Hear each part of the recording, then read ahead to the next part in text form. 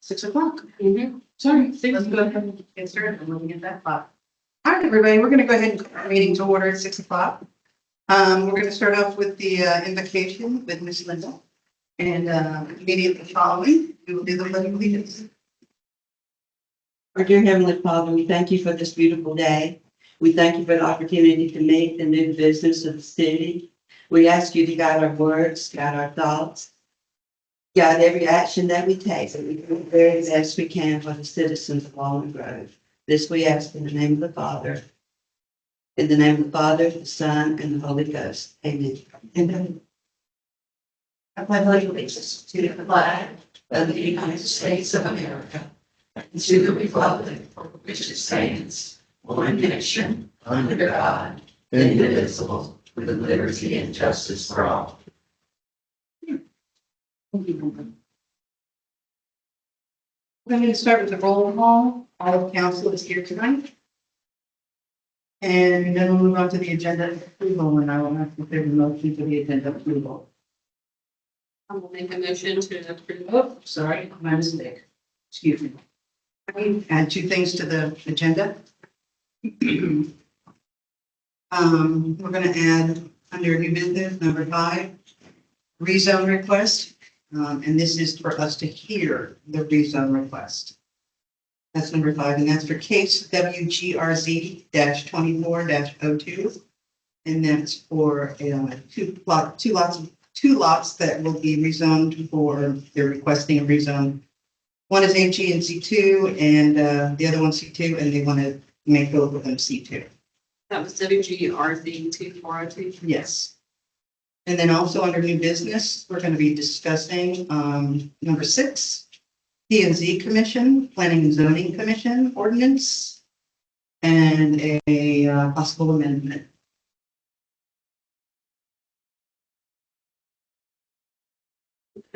That is it.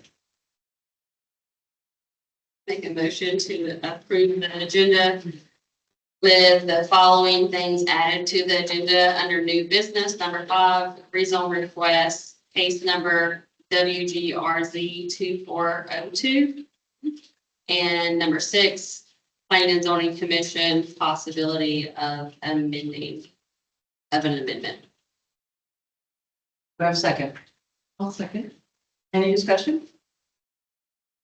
All in favor? Aye. Unanimous. We're going to go ahead and go on to the millage rate. As a city and a council, we were able to pass a budget that enabled us to go ahead and do a rollback for our millage rate for our citizens.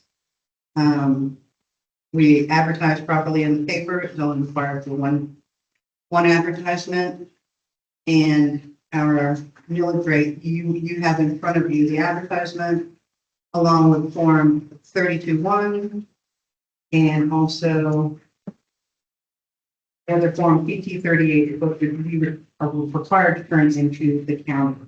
And we were able to roll back the millage rate to 4.831 based on the past budget. So there will not be a increase. And we didn't keep it the same, we rolled it back.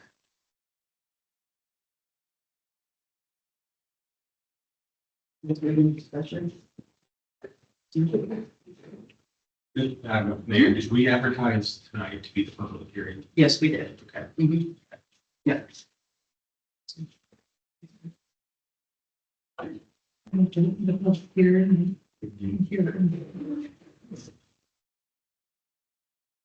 Let me ask you a question. Did we do a public hearing for this? Or did we do a call meeting? We did, where's that? I think it was a call meeting. The advertisement that I was given with the new page, it has the verbiage on top. It says call meeting. Joe, that was what I forwarded, oh, not Joe, I'm sorry, Jay, that's what I forwarded over to Gary Boyd. Yeah. He said this was all required, all that was required, this was all that was required also. We have to have one public hearing. If you're increasing it or keeping it the same, you have to have 3. Okay. So All right, I guess it's, we have the advertising. Yes, and It's right here. It's right here. This right here. What's this?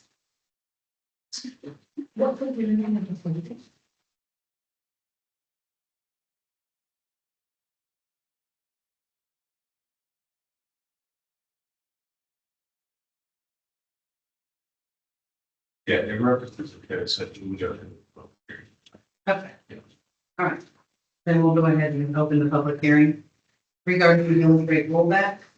And if there's anybody who is in favor of the millage rate rollback, now is the time to come up and speak if you're interested in speaking. Seeing that nobody is speaking in favor of it, is there anybody who is speaking against a rollback? Nope. Okay. We'll go ahead and close the hearing, public hearing. I'm going to ask council if there's any discussion of any kind, any additional, any comments? No, okay, with that in mind, since this is a called meeting, we can vote on this tonight. Sure. And I will ask if there is a motion to pass the millage rate. I make a motion that we pass the millage rate for the rollback, which is listed in our documentation here is 4.831 with the adjustments. Do I have a second? I'll second that motion. Any discussion? All in favor? Aye. And it's unanimous. Thank you. And just so you all know, I think we're the first city who got it done. Which Mr. Boyd is very, very pleased with. And Mayor, for the general public, this, when we refer to rollback, it's actually a little bit less than what the rollback rate was last year. So that should be a little bit of help for them. Not much. Hopefully, yeah. Didn't I see the county increase? I'm sorry. Okay, we will move on to old business, and that is, first up is, the PUD application, with Mr. Rutledge and Bowman Consulting, Benchmark Excavating. And I just wanted to go ahead and bring this back before, because at the last meeting, we, tabled this at Mr. Rutledge's request, to see if there's any more discussion, any more questions, any more, anything that we need to discuss further, before we go to the next council meeting and, vote on rezone. Is there any discussion? Only thing I can think is purely cosmetic. And it was something that we enjoyed in Savannah where the flush mounted uplighting that's in the sidewalks. And Savannah was very advantageous for security, for people. It was just nice to see and it kept the place well lit at night. Made me feel a lot safer anyway. Yeah, it was for me. Anybody else have anything? And then you can. I'm sorry, Erica. I'm seeing Linda. I have, go ahead. No, not really. Let me, Not really. yeah, I don't think so. I have one concern, and that is the traffic study that was done. It did indicate that when it was built out and another one may be built out, that there were going to be traffic issues. And I know we discussed before those issues. And I think it would be very wise for us to add on somewhere, and I'm going to ask Joe for his input on this a little bit, that in conjunction with the city and possibly with the county, any other developments that we discuss, a shared expense, a shared vision for what that road is going to look like on either end when these things are built up. And this is going to be a phased project, so it can be into the future. But these are things we do have to consider now, because if we don't, we are going to find ourselves in a predicament. So let's just have some discussion on it and see what we can and can't do and what may be good impact fees. Would those be helpful?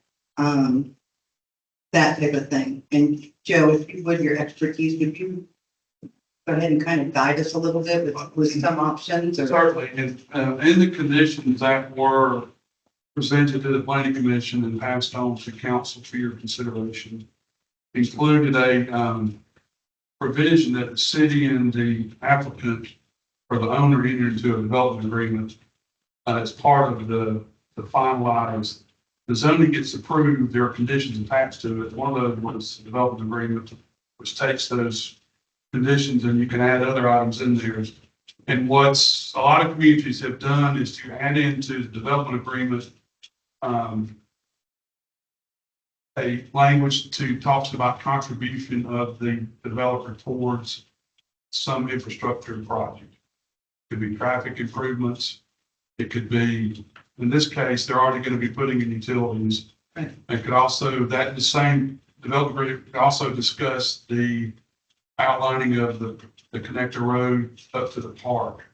That is one way that discussion could be added into it, because if you just wanted to add a condition on there, then the developer might say, well, how much is it? When am I supposed to do that? And if we don't have sufficient information this time, and I would say that the same condition was already applied to the Kippy Park PUD, and they haven't moved forward with any drawings. So usually you would try to get proportional shares from all parties so that one party is not paying the whole cost of upgrading two intersections or upgrading the roadway and widening it. Because their traffic study at the time showed that the Walnut Grove Parkway could handle the traffic of their development. But where the impacts were going to be, as we all saw, was going to be at either end of the parkway. So that is one way that the language could be inserted in there to have that discussion. Because we don't really know a lot of, we don't know timing yet and that in amounts. It also, the language in there about some of the sewer concerns that were brought up, which is why y'all continue your decisions in your next meeting could be included in it as well. If the city wanted to consider impact fees for future developments, you have to have a study, you have to go through a very lengthy process to determine, you have to come up with a list of projects that you feel will be needed to address the growth in your community. And in my city's case, it was water and sewer infrastructure. Other places have, public safety, library, fire, those sorts of things. And you have to come up with a list, and then you have to go through this calculation about how much does each new dwelling unit or each new square footage demand for services, and then what is their proportional share, so you're not asking them to pay above and beyond. One development pays for everything, a brand new sewer plant. Yeah. So those have to be, that has to be, there's formulas, you have to follow the state law, and there are very smart people that know how to assist the community with doing that. On trying to develop that. So that may be a longer term solution to address some of your other concerns. It probably would not be time to get all that in place with this current rezoning case. Thank you, Joe. Taking all of that into consideration and putting something into a development agreement with the current developers who are interested in being on there, but making sure that there's impact fees in place for future development to also offset some of those costs. Is there a way to do it where 3 or 4 entities are taking care of those expenses? And there's not going to be lights. They can't be lights. GDOT won't, I don't think, approve that. They would have to be roundabout or something along those lines. So it wouldn't be as great of an expense as a light. But is there a way to configure it that future developers are helping to assist with previous expenses or to give back to developers who are willing to invest in a community with the initial outlay, with tax breaks or anything like that? Possibly, but most of these funding mechanisms are set up to pay for growth that you're going to need for the new development being brought into a community. So I'm not not a subject matter expert on all of this to say that you can't go back and try. You couldn't go back and take somebody else's and refund. I don't think somebody else who's already, but, and this, now project improvements needed to help support the project are a separate category. Those you can ask them to contribute, like, any of these developers are gonna have to connect to the system and they're gonna have to pay for the cost of connecting. Where, system-wide improvement might be that you realize that it's gonna cause, a pump station to have to be upgraded in the treatment train. So then you may say, well, you can either pay for this as part of the development agreement to upgrade, or if there was an impact fee, that would be calculated to help. Your pump station would be in the list of projects and they would pay for their part of it. They're gonna be 40% of the flow that's gonna make, that sort of thing. There may be ways that you all, especially if it was in the DDA catchment area, you might could do some tax abatement or some other things to try to help maybe Or do that. Yeah. if the city took on a greater proportion, they would then receive the benefits from impact fees towards future development, towards future projects. And what a lot of communities will do, especially with infrastructure, is that if Benchmark wants to put in this size sewer line, but we all know that down upstream, so to speak, there's going to be more flow, then you can say, well, if you'll put in this one, we in the jurisdiction will pay the difference to get it from an 8 to a 12 or something like that. And there's some project participation that can be done. There's a lot of possibilities. You just gotta have to. Since we know this is gonna be an issue in the future for the downtown in general, could the city put a TAD in place? Like a tax allocation district for traffic enhancement for the downtown area? It's possible that they both. Does the DDA have to do that, or does the city do that? I would have to get with Jay and see who has that taxing authority, but you would have to then have any of this stuff, you have to have a parameter, what you want to accomplish from it, and so that and a lot of these have to have a buy-in from the people being taxed. Right. If it was a community improvement district, for instance, everybody buys in, but everybody contributes to it, and that area benefits from whatever this product is. It's a lot of that's possibilities. You just have to have some sort of guiding document that kind of understands all these proposed, especially in the Newtown area, these improvements that need to be made. And we're gonna, like a little capital plan for it. Then each one of those may have its own funding mechanism to help. So it's possible, it just would take further study, and you'd have to kind of look at which way may be the best way to accomplish road improvements versus sewer, working with the county, upgrading water, or, transportation, recreation, all kind, there's a lot of possibilities there. In order to do a TAD, it would be the city's responsibility, but we would have to get a resolution passed at the state legislative level first. And that, that's the big question. And they have to give that, tax, abatement authority to the city through that resolution, and it would have to go, for a vote.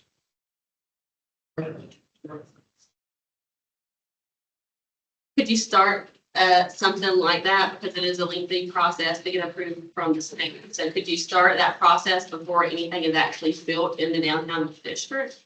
You would have to. Okay. To make it work. And it's just conversations with your local legislation. Your state representatives. To push that through the local legislation. So, In the process of, this is going to be back on the council meeting in 2 weeks or so. Do we need to add a provision or a development agreement there, or can we do that when we are moving on to the actual? Currently, Mayor, the condition to develop and execute a development agreement is already as a recommended condition. If you want to be more specific, then when you get to that action item, you could you could add that in there, but also knowing that you're gonna hear from the developer or the applicant at that meeting who is gonna bring you some additional information that he wants to have put into the record that may help guide whatever that Okay. decision, I mean, whatever that condition may be. But I think you can, I prepare those and submit it like that to leave, so it's not always set in stone because things may change and development agreements can be modified as they go along. But the thing about development agreements, it also provides a binding document in and above the conditions that's transferred to future owners so that both parties understand what the commitments are going to be. Okay. And this may fall under what you just said, I should have gone and watched it today. Joe. I would prefer the development agreement be adopted at the same time. That would be my preference, just because if you leave it out there, if you approve the zoning with conditions, with the future aspects of the development agreement, kind of lost your power to control it. So that would be my preference. So my question is, if we approve this rezone and with the conditions that we have in place, are we committing to 3 stories at this point? That if they want 3 stories, we are committed to that? That is something in y'all's control, either through conditions or the development agreement. You can control But that. I'm saying if we approve it like it reads like here, we can't change that later. We're approving up to 3 stories. Yes.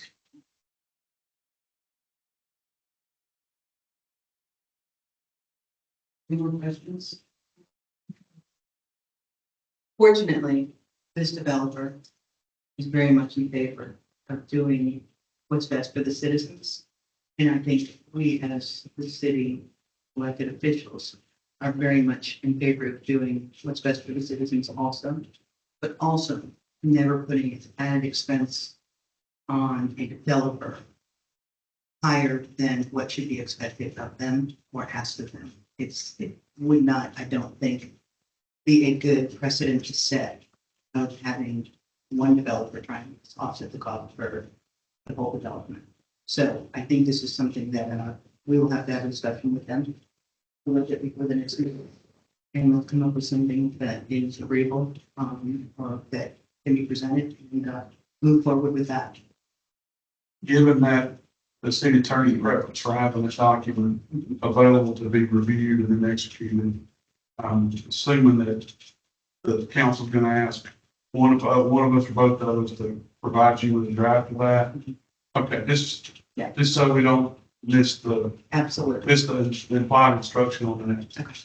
I'm sure between us we can. I know we have information that could be presented. And they provide a preliminary. I can get that. So we just incorporate that into the development agreement, so you know what you're getting voted on, at least generally. And come back and ask for minor changes or big changes, but at least when you vote on it, you know generally what buildings are going to be built.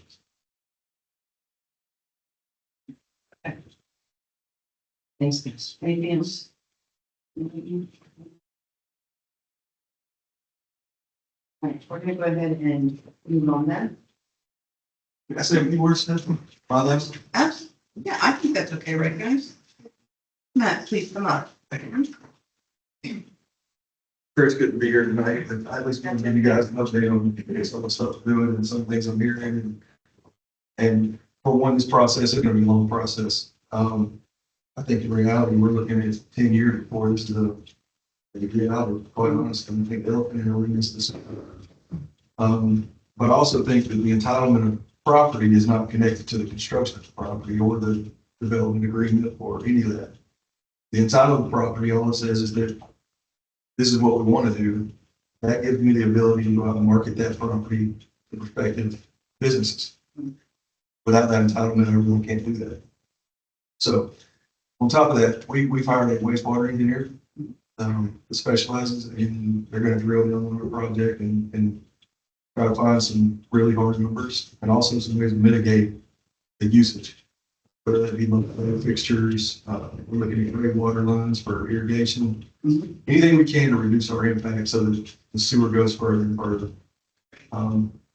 It's in my opinion that this city is gonna need close to 250,000 gallons before this is all reality, because quite honestly, we don't have enough rooftops to support that full downtown. We've got just enough to support some of it, right? So, all that being said, that's all I had. Thank you. Slow growth is good. It is. Slow growth is very good. Thank you, Matt. Okay. We're gonna go ahead and move on. Next thing on the agenda is the enclave commercial architectural design, and Mr. Coleman is here tonight. He submitted, we had looked at things a couple months back. So, and it was a two-story building that Mr. Coleman submitted to us. And there was discussion about whether there were lofts on top or not. This is what was submitted to us before. And we're talking about lofts because residential living is not permitted in this location, it's tract 2. And so we also brought forward different ideas of different looks that the city is looking for, or the council members are looking for. And then about 2 or 3 weeks ago, Mr. Coleman came and he submitted these drawings, 1 story.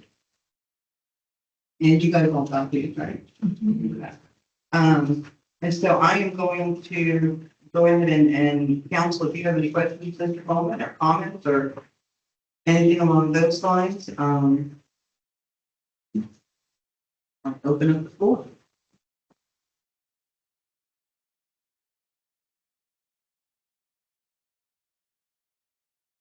So the 1 story is what you're looking at now? No, What you're actually, thinking about? what I dropped off was an option for the 1 story and the 2 story. So what I dropped off were both new renders. A 1 story and the 2 story. And that was after I reached out, actually spoke to most of you, what they could speak with Eric. And let me apologize, I didn't get back to your last text. I had COVID. I just saw it like 2 days ago. Yeah, that's okay. I just reached out after we talked and, wanted to make sure that we had made the adjustments. We added the coins, we added the bands. We tried to make some changes according to the comments that we got back, on the original, application. But this is what was presented originally for that corridor to match what was already there. So that's, we spent a ton of time and effort and money designing these, and I know that, y'all asked for the coins and then also some bands to break it up. So we went back and redone it. And you never could decide if you wanted the 1 story or 2 stories. I just presented both so that we could discuss.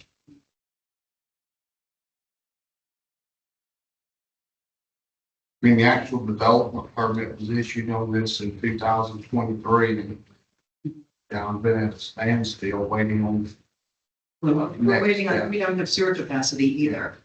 That's it, Well, did we ever figure out what we're actually using for that? doesn't matter what we're using. We have the ERU set, and that accommodates what we have in place right now. We have 650 ERUs available, and that is it. We're not going to exceed what the equation is because of council's discussion previously that people are living, more people to a home.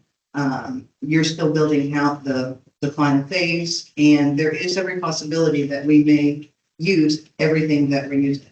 Right now, are we using it? No, we're not, but we can't exceed it. We have to make sure that we are doing the perhaps conservative thing.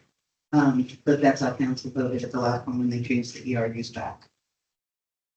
Do we know, we're voting on the building. We're not voting tonight. We're having a Probably not. discussion. Do we have any idea how much sewer capacity this is going to need? Well, I mean, it's, sewer capacity can be figured 16 different ways. So, it really depends on your usage. I mean, if you put a restaurant, you figure it one way. If you put a nail salon, you put it another way. So we don't know who our tenant is. So there's really no way to know exactly, the gallons per day. But it's gonna be more than a residential home. Correct. I mean, Joe may know more about the calculations and that kind of stuff. I think it's based on the tenant. Well, I wasn't asked to prepare the information on that. I got stuff in the car, but normally we have asked at the time of permitting, and I don't have that file with me, of how much anticipated sewer demand. But yes, it will change, depending on the tenant mix.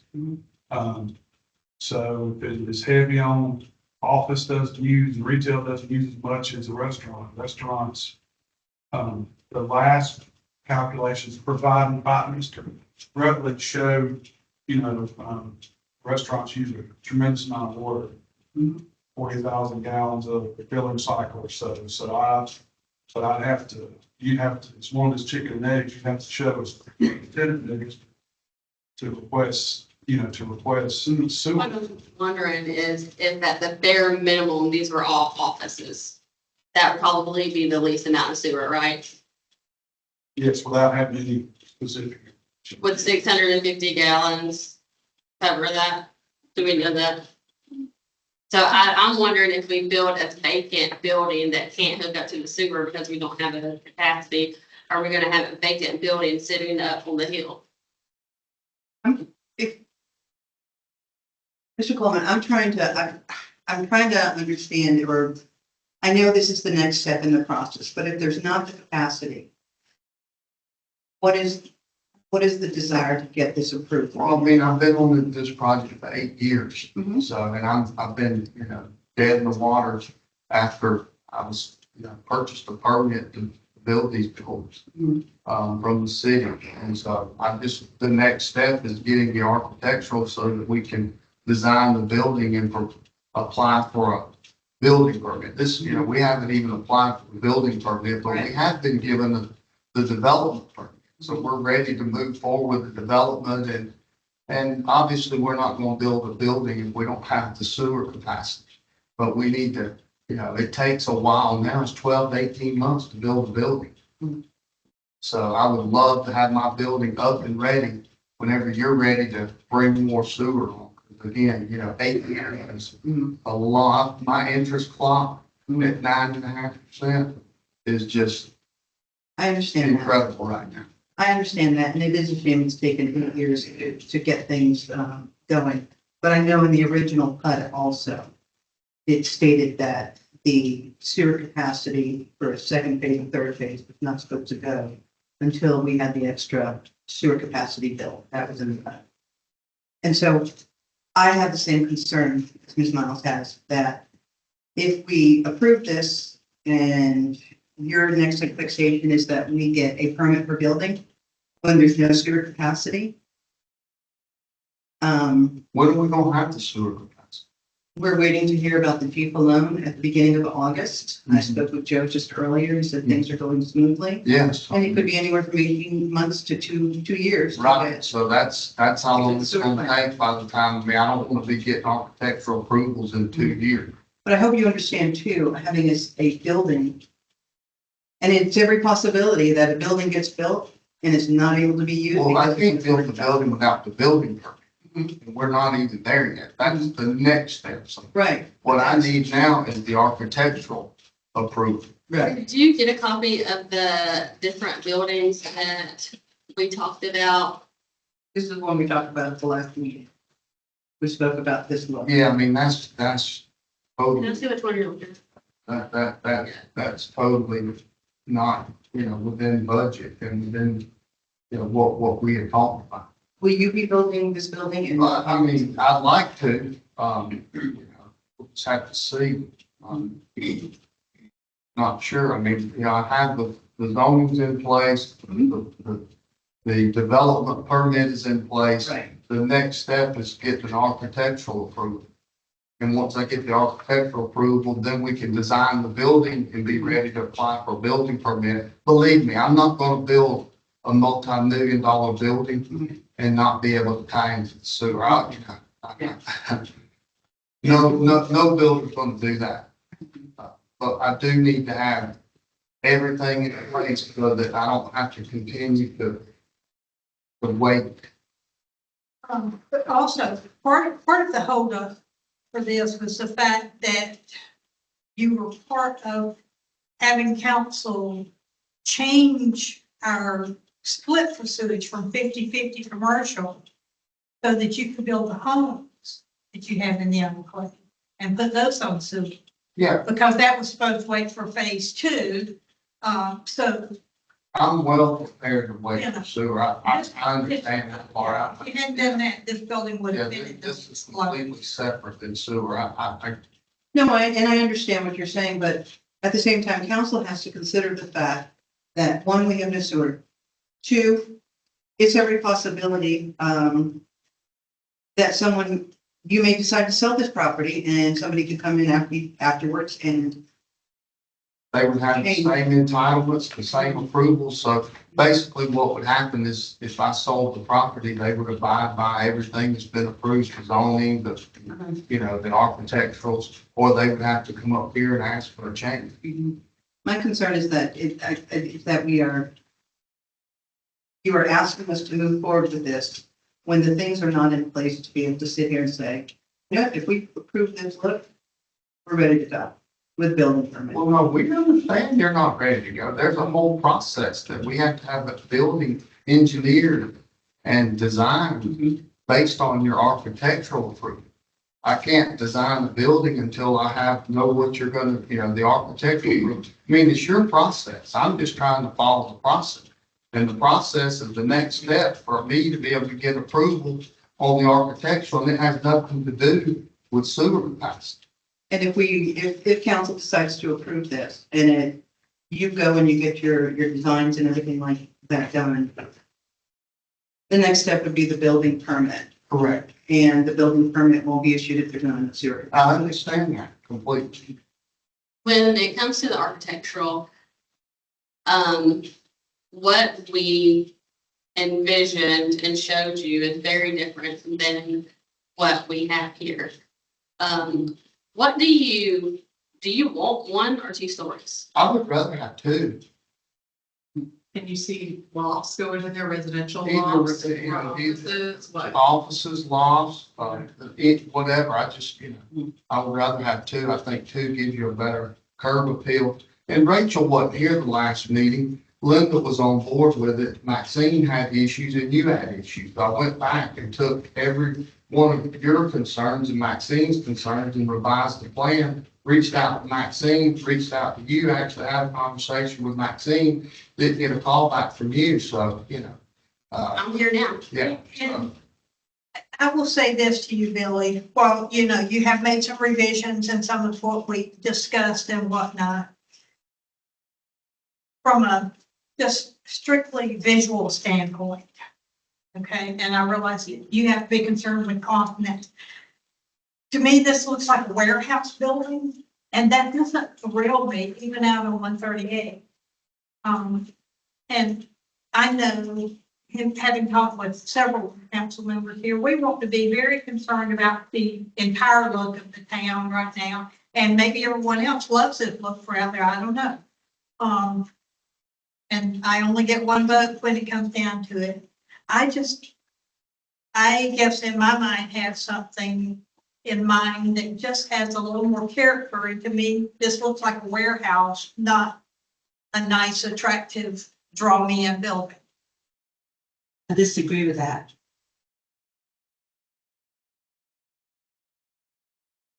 I won't give y'all something that you won't. You asked if I could break up the brick, I put the fans on it, I put the I get coins on it. What And do I've you never mean seen plans? a house with glass. The coins are on the corner. I mean, pictures, Right. pictures are one thing, the building's another. But if you Right, look at the and I house, get that look at too. the front entrance, look at the rear entrance, we're not gonna go in there and put anything, that doesn't fit the development. But your houses that are being built on at the enclave they have a great deal more detail than this does. The houses that you're building are, They have siding and right, brick and rock accent, so, I was asked for 4-side brick on that.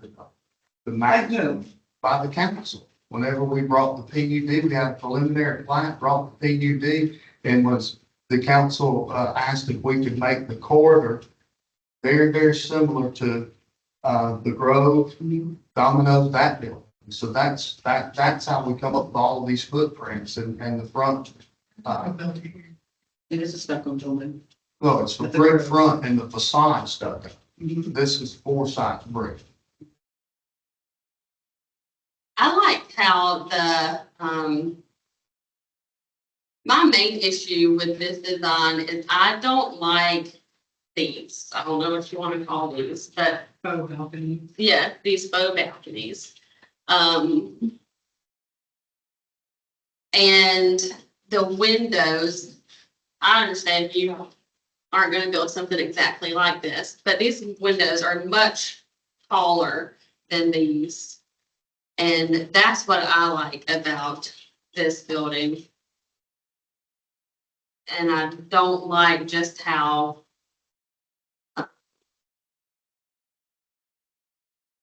it still looks, I understand you've done some work to it, and I appreciate you doing that.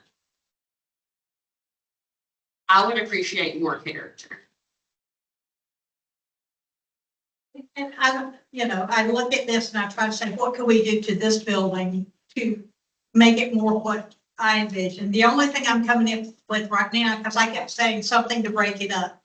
The black stripes didn't break it up enough quite, but maybe different materials on the corners with some in between would make a big difference, like these, as an example, this is more two-tone rather than all the same color. And maybe that would give it a lot more character. I don't know. And the houses over there, they're that way. They have Right. more character and dimensions. And I'm not saying you have to bring us back new drawings per se, but by the same token, that's kind of the only way for us to visualize it. Mhm. Anybody else have any other questions? When I look at these two buildings, the only difference is that it doesn't have a second story, but I was under the impression this was gonna be a stripling style. Am I wrong? It was more John's Supermarket. Okay, so Yeah, it that looks exactly like. That was the directive that I was given. I was given the directive explicitly by council and admin that we love John's Supermarket. Can we get something like that? So I went to the same. But were they referring to the look or the store? That's the And I think same they were look. actually referring That's to the the same store. look. It's just, the picture doesn't quite give you the curb feel that you get when you're, right up on John's, but that's exactly what. Right, I realize the looks. Yeah. And that's the look we're looking for. So if you like John's building, then that's what we're asking for approval. This building, what do you foresee this being used for? This is a gas station? No, This is it's just, storefront with. right now, we just want to do a white box, basically, which is a shell, and just see, we've got, See what you could. we've had nail salons, hair salons, obviously with the businesses moving potentially from the roundabout. We've talked to some of the business owners up there. The donut shop would like, an opportunity to move down potentially. But we can't negotiate. I mean, we can't even start a conversation because we've been, dead in the water for 8 months now. I don't think we've been dead in the water. It's just that, when you came last time, it wasn't what council was looking for. And when that happens, then we've got to go back to the drawing board. And also, to me, it's not just council. I showed these around to other people because I feel like it's important that our community likes what they're seeing. I do try to get feedback from that. And so some of what I throw back. And this color is, again, this is not necessarily the color. I'm more of an earth tone guy. This was this color because we were told specifically to try to match the grove. So that's what the architect did.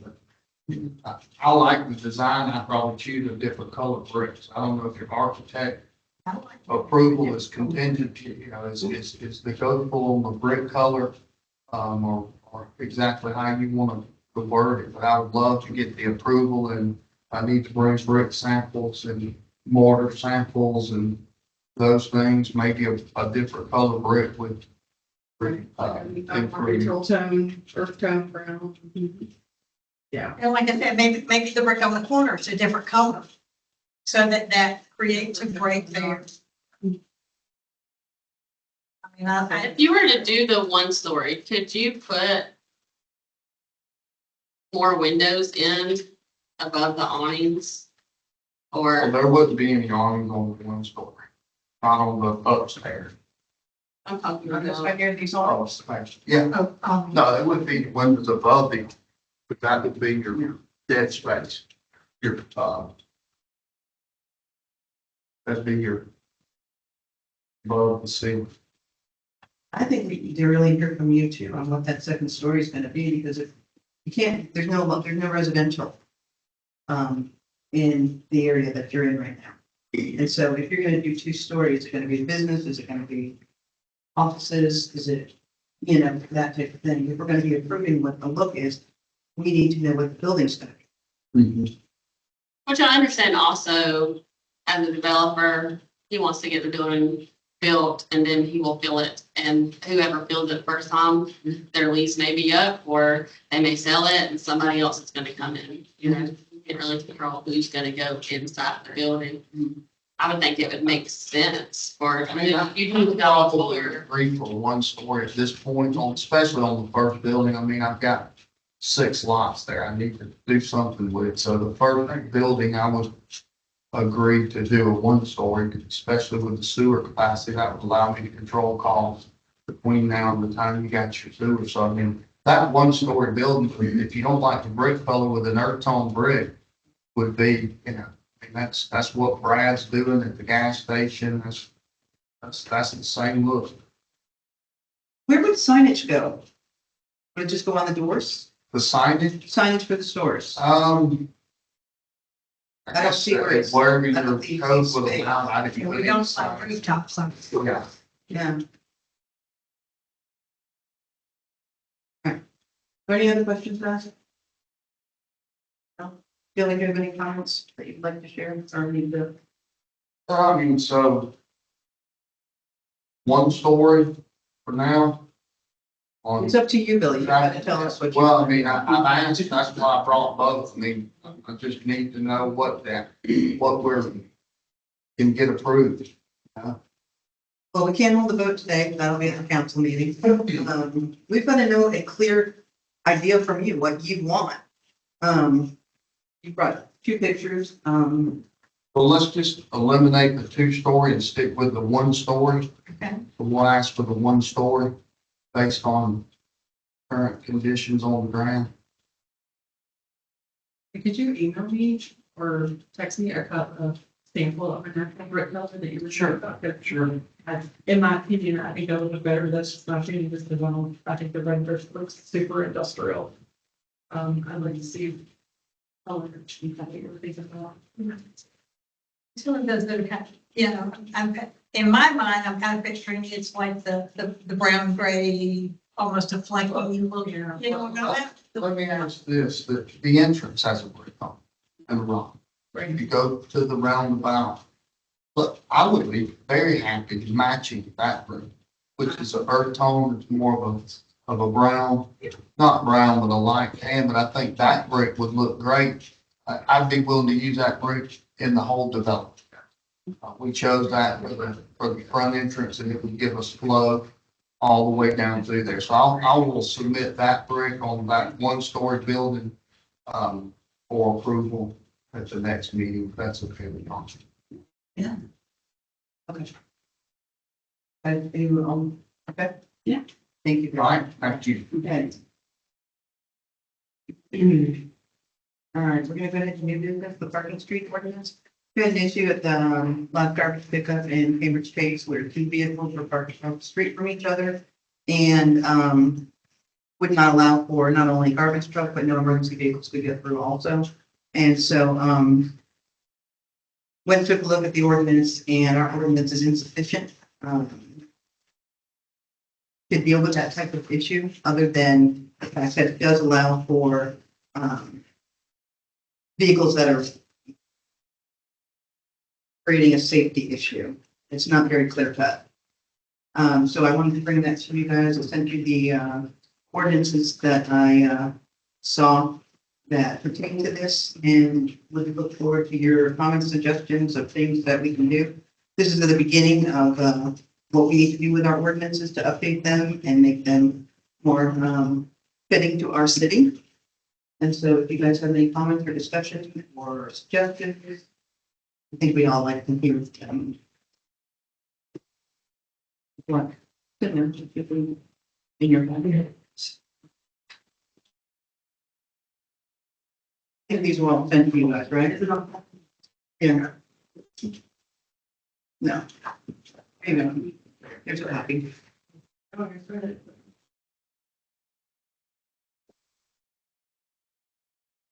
The vehicles were parked directly across from each other. Sheriff's Department and our code enforcement went and knocked on some doors and we're able to get them moved. But we need to prevent that from happening in the future. I know on my street in Emerald Cove, we sometimes have those issues because people park on both sides of the road. We have signage up in the city that says no parking for an ordinance, and I can't find that ordinance in our records. We have street signs at the end of Emerald Cove, I know for certain, and I believe there was one at Cambridge Chase. Yeah. Where it says no parking also, but there's nothing to back it up. Those were put in place because of people, Parking at the end. right, Streets. but But there is no ordinance to back it up. if you're on the public street, Mhm. and that is a public street, Mhm. then you can't park in your basement. Who enforces it? Well, I mean, I'm reading right here. What? It shall be unlawful for any person to park, leave unattended, or abandon any motor vehicle, trailer, or any vehicle of any type on any public street within the city. Mhm. Such condition. Okay, let me read that. I guess what I'm asking is, so we have code enforcement that can go out and write a violation. But after that, Jay, any thoughts? We needed an ordinance to back it up or some resolution. Y'all are allowed to control parking on city streets, so any Right. state highways or county roads in the city, you don't. No. Control. But the neighborhood streets, city streets, you can. The no parking signs, as long as y'all approve them, should be good enough. If there's ones that reference a certain food setting that doesn't exist, we probably need to fix those. And that just makes the code enforcement and police able to write tickets under that specific code. If that code is misreferenced currently, then it's not going to do a whole lot more. So, but y'all do have the power to control your city streets. What do we do in a situation where we have been told that the sheriff's department cannot go onto city street neighborhoods to write tickets? That would be a question for the. I was under the impression that was just speeding tickets or traffic. No, if they say traffic. It would be code, you don't have your own police department. So that's probably something in your service delivery strategy agreement or some other agreement with the sheriff's department. All right. Does anybody have any thoughts on how to prevent that type of situation from happening in the future? There's certain streets that you are looking at the no parking, or just no parking throughout the. No, I'm just The thinking. neighborhoods, someone's gonna park. Absolutely, and they should be able to, Yeah. overflow parking. In Social Circle, they've got it set up that they're only allowed to park on one side of the street or three up What, north. Central Circle? No, they put no parking down, no parking signs down one side of the street. And they really focus that on narrow street. Right. And wide enough that it's not that big of a deal, especially in neighborhoods. Someone still will park, it's inconvenient to drive through, but you can still drive through. Central Circle has a specific neighborhood with very narrow streets. If you double park, you literally can't get up fire truck or a police car. Right. And that's what we're going Yeah. is very narrow, that one area where the streets go down so far. You have a lot of cars parking because they're parking so difficult at their homes. I mean, it's sloped like this. But the city probably had an interest of no one parking down Park Street. Right. So they drag. Right. So in the neighborhoods, where our ordinance that hold, if we were to put no parking on one side of the street in neighborhoods, our ordinance that hold that. And if they were, We would have to amend our ordinance, right? Yeah. Or Pass a resolution and go down and all that side of the street. Mhm. But I would encourage you to talk to the specific neighborhoods before you just, Right. right, Right, absolutely. Could we even take it, excuse me if this is a ridiculous assertion, but could we take it further and say no parking on, neighborhood roads or inside your neighborhood on crash day? I mean, is that ridiculous or? well, trash day could change. Yeah, I know that's what I mean. There's just Lot like of- garbage pickup days, it's all the same throughout the entire city. A lot of cities will do Regardless like of what time. 50, 100 feet of the neighborhood entrance, because that's where traffic's active, trying to turn right or left out of Rainbow Cove, for example.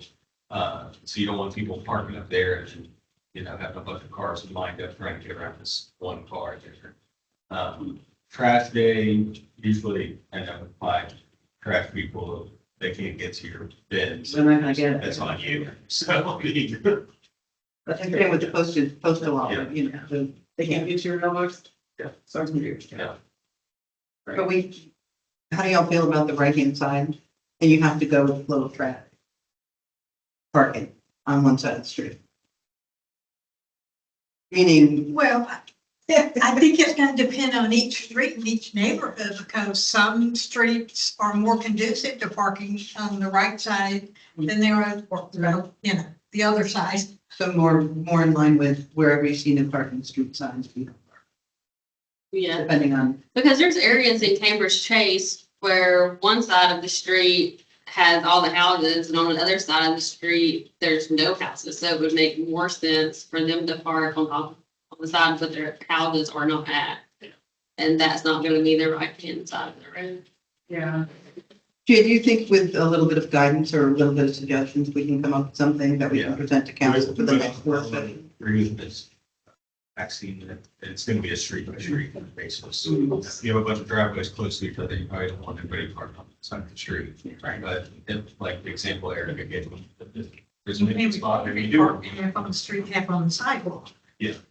And I'm more concerned, I'm not concerned with whether the garbage truck gets through. I'm concerned if that ambulance gets through, that fire truck gets through.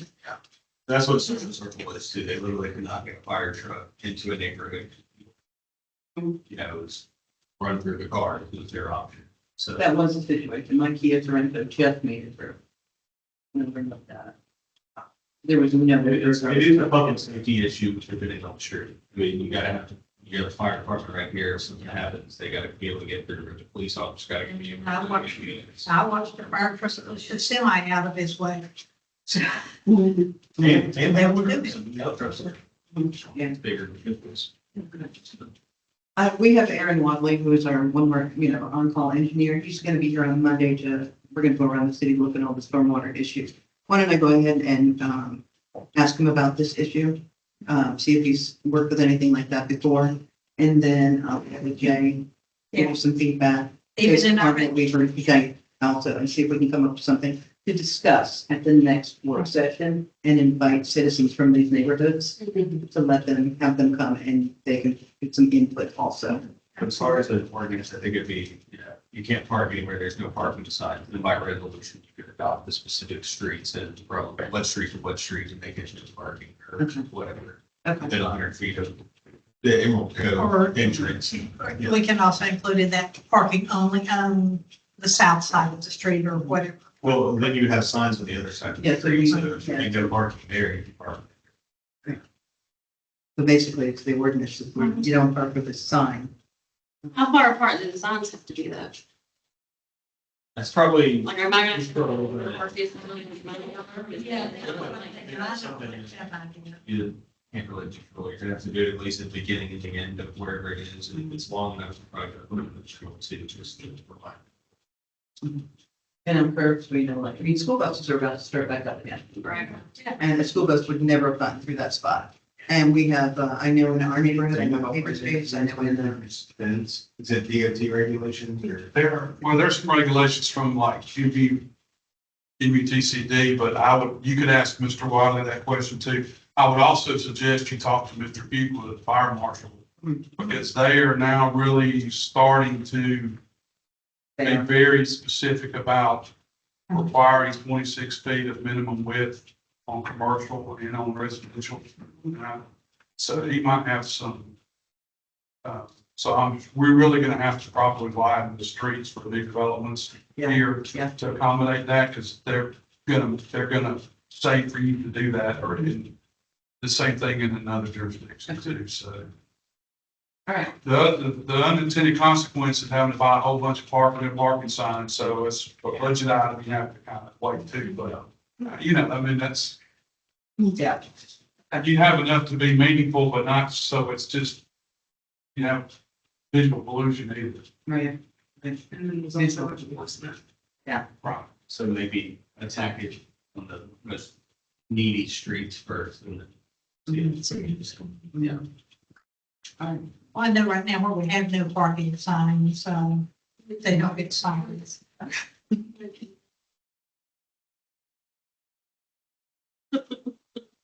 You paint the curb, Yeah. where they can't park, and then you have to find a Yeah. car. Thank you. Thank you. Okay, are there any other questions, discussion, or anything like that? Thanks, guys.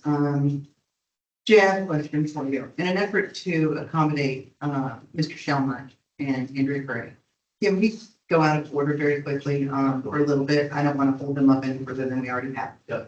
Okay. That be all right with you, Andrea and Timmy? Yes, ma'am. Is that okay? All right, then why don't y'all come up, or whoever's going to be speaking, and, we are hearing about the rezone, at case number WGRC 2402, based on 138, and the property owner is Mr. Shelmus, right? That's for you. And there will be a public hearing, there is a public hearing set on August 14th at 5:30, for planning and zoning. And then there is also another public hearing on August 14th for the city council, regarding a public hearing also. With that public hearing for council. August 14th, the one that I sent you the email about. Okay. That's all of it. Okay, good. And Madam Mayor, you said that the planning commission would be that same night. Yes, it is. They're at 5:30 and city council at 6. Well, thank you so much for accommodating us on the scheduling there, and I appreciate you letting us come before you this evening to brief you on our project and to answer any questions you may have in advance of the meeting coming up. I'm Andrea Gray, and I represent A&S Walton Investments. I'm Timmy Shelnuts, one of the owners. He's here with me tonight as well, and I'll just go through a little bit of this presentation to summarize the request, and then again, happy to answer any questions that you have about development. But really, if you look on page 2, part of this is really just the cleanup matter. There are 2 parcels that were owned by my client that were annexed into the city. And when they were annexed, they were not also rezoned. So, we're looking to clean that up. One of the parcels, 11.76 acres, was already zoned commercial when it was in Walton County. And that is the parcel that you're familiar with that has Anderson grading and pipeline located on it with a rental house in the front. And then the second parcel, 21.05 acres, was previously zoned agricultural, and we're asking that it be zoned to C2 to accommodate the tire store. So if you look on the, third page, I'm sure you're all familiar with the location, but just in case, they're both on 138 across the street from the enclave. And if you look on the next page, the site plan. So we didn't draw a new site plan for the 11.76 acres because we're just asking to continue with the existing use of Anderson grading. There's some equipment storage there, some outdoor equipment stored. And so we're just asking to be essentially grandfathered and be zoned commercial there. The 21.05 acres is where the tire store is proposed. And if you flip to the next page, there's a little bit more detail about what that might look like there. The school will actually front off the side entry road, so it will not front off of 138. It'll be about 2,400 square feet with adequate parking, 12 paid parking spaces. There will be roll-up doors on the side opposite the side facing 138, so on the other side of that. And then some gravel around the building to facilitate the use of it as the tire store. And again, this is a relocation of Mike's Tire Store, which is here on the roundabout. He's been given a pretty tight deadline to get out, and Timmy's trying to accommodate that as best he can. on this property, which we think is a great location for it. It's surrounded by many other commercial uses in the area and really part of the trend as we're coming down towards the city center, what it's evolving to look like here. Very, very exciting, lots of development. So we appreciate Mr. Joe going through the request, and he provided a staff report that we've been through. He recommended approval with some conditions. We are happy to accommodate all the conditions except for one. Condition 1B asks that we delay construction until all approvals were received from the city.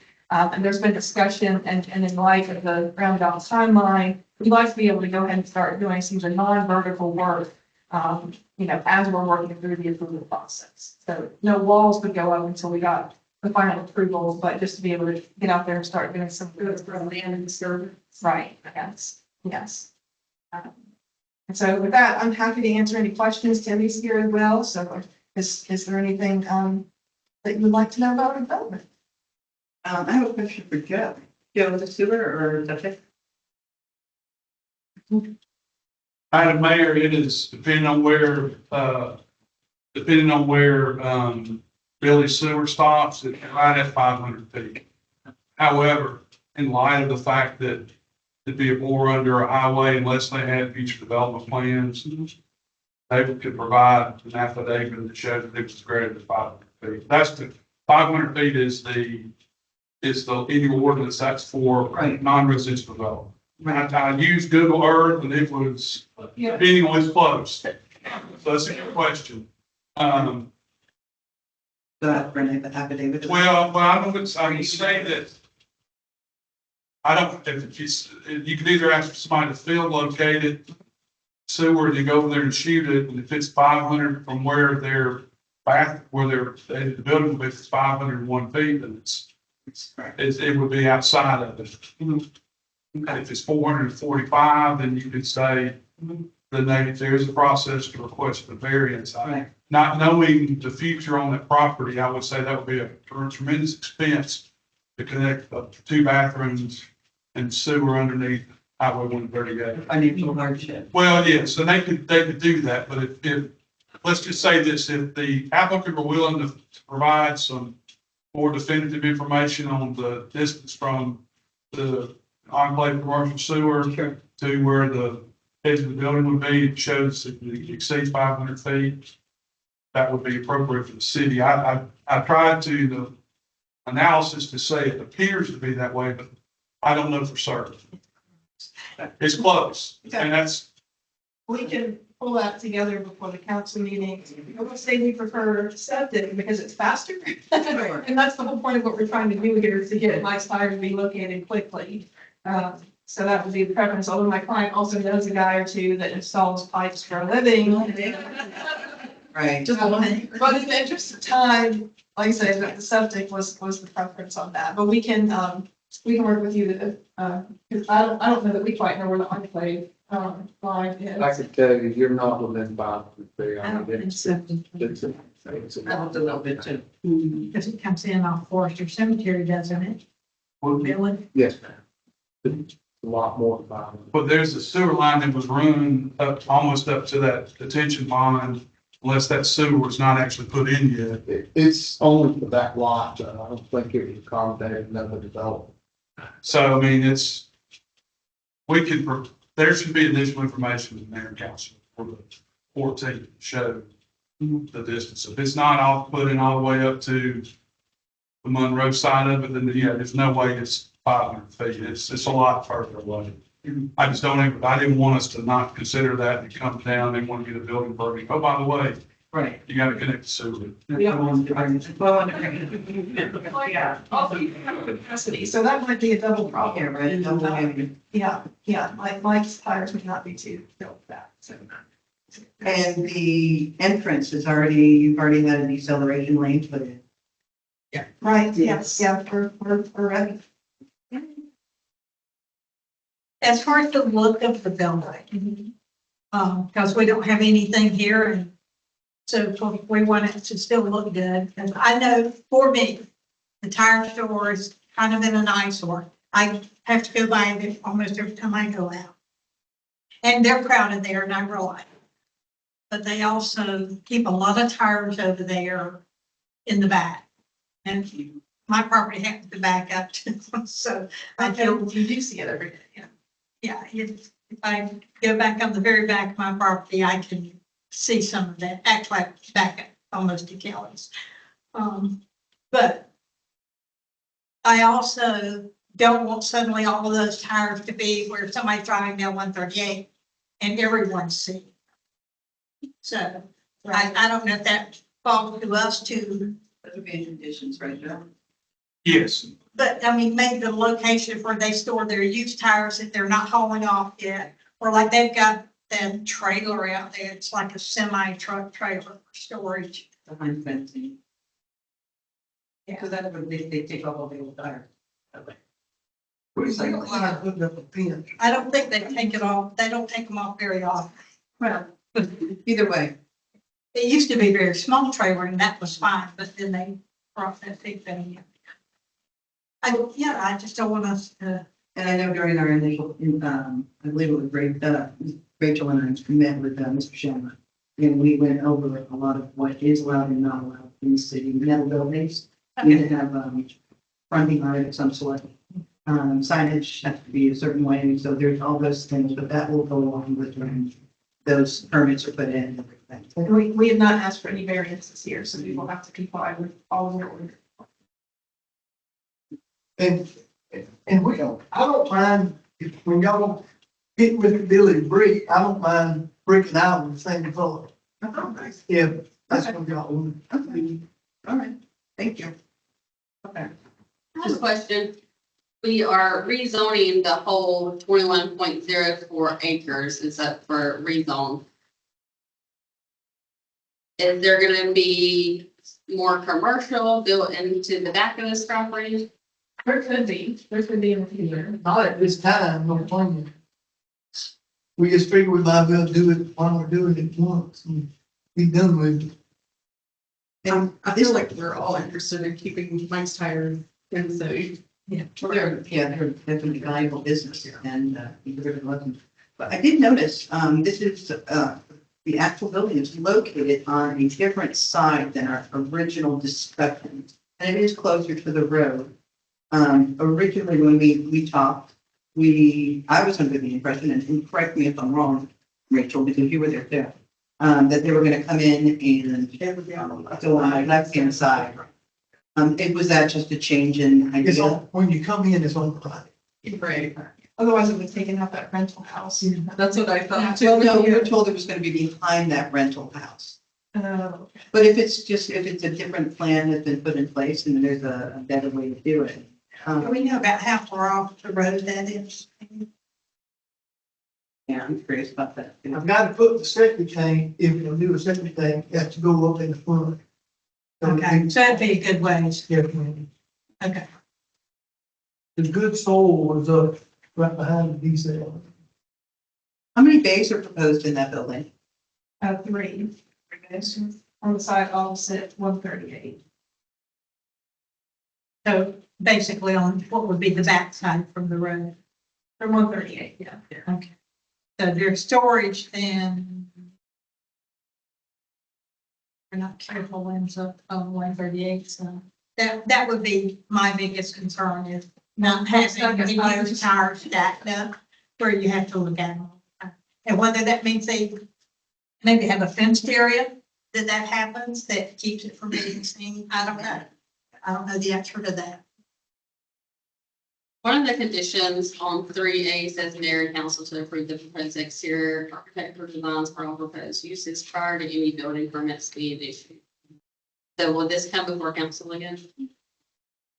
it would for the building approval. We also have, I know the mayor's encouraged that when site developments come through during the permitting cycle, that they'd be brought back before y'all just to kind of get an update on where things stand. We haven't made that a condition, but that is, that's something that's been encouraged. But yes, the architectural exteriors, unless y'all choose not to include that into conditions, they would have to bring the proposed building materials, an elevation of the building, the colors, all that before you all for approval, before any, building permit will be. Which based on my feeling from you all, is that something you want to be a part of that process? So that staff recommends those to stay in there until there's a color palette or something else done that kind of defines that, which a lot of communities will go to. And if it sounds like the earth tone may set the tone for, so to speak, for Highway 138 corridor, then maybe down the road, it becomes more of an administrative process. But given your current staffing and your y'all desire to kind of help paint the picture, then we'll leave it in there. Does Mike's Tires have a deadline? Do we know their deadline? Yeah, they had 90 days a month ago. Okay. Oh my gosh. I recognize that this is a more unusual circumstance, so we may have to move slightly differently than we would for other things, because this is a business that's already in town, that we don't want to have them suffering more than absolutely necessary in their transition. Is it nice to put grass around the building after the gravel? So we're going to landscape it in a nice, attractive manner. Okay. Yeah, from an erosion control standpoint, you have to. We wanted to look good too. Okay, great. I come after you, Henry. Well, the general practice would be if the zoning is approved by this, then they would turn around and submit a set of site plans. I've had conversations with his engineer trying to figure out if this was going to kind of move along at an accelerated pace, what would be that? But those would come in and, have to go through all the normal fire marshal, environmental health, Walton County water, erosion control, depending on the size of it. So there'd be, all that would have to get done. Okay. I think they were talking about trying to get possibly a limited grading or something just to kind of get going. And if council approves that zoning, then that could sort of be worked into that restriction as well to authorize certain things, let them get going while you're working out the other aspects of it. We would like, if you approve it, maybe just to get the grading done, get the slab poured, and then stop and let y'all approve the building.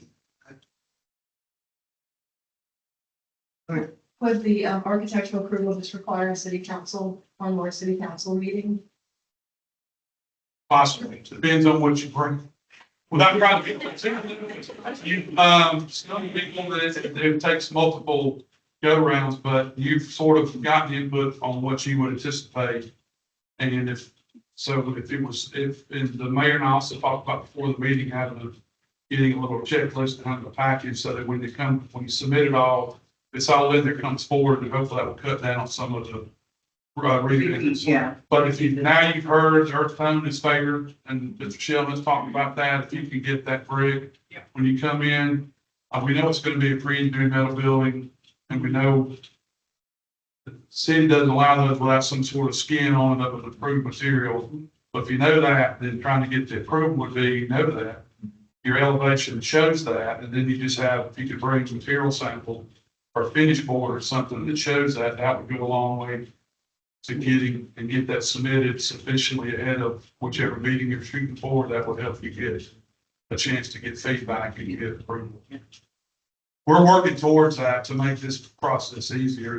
Yeah. There has been a lot going on, and now, boom. Yeah. And we will do our best before the next meeting to have those conditions in place. If it has to do with looks, like if there needs to be fencing, to guard against any tires or anything like that, we'll put that in that. And then, we'll try and be as ready as possible. And for our side too, we can look at the distance to the sewer, we can talk to Mike and ask him about what he's gonna do with his tires and make sure that Right. we can provide some reassurance and then we're all agreeing on the condition. Yeah.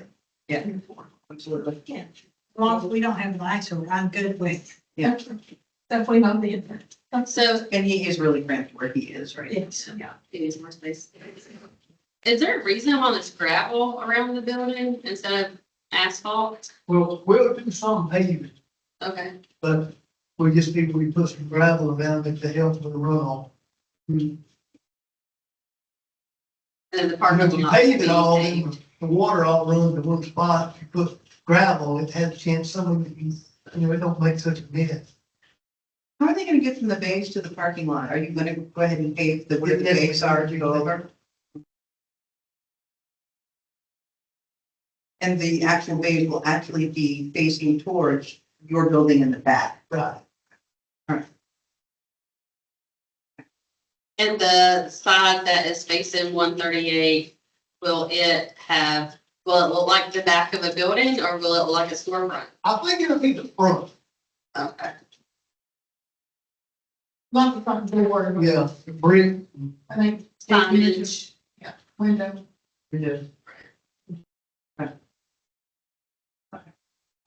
Anything else in, anybody?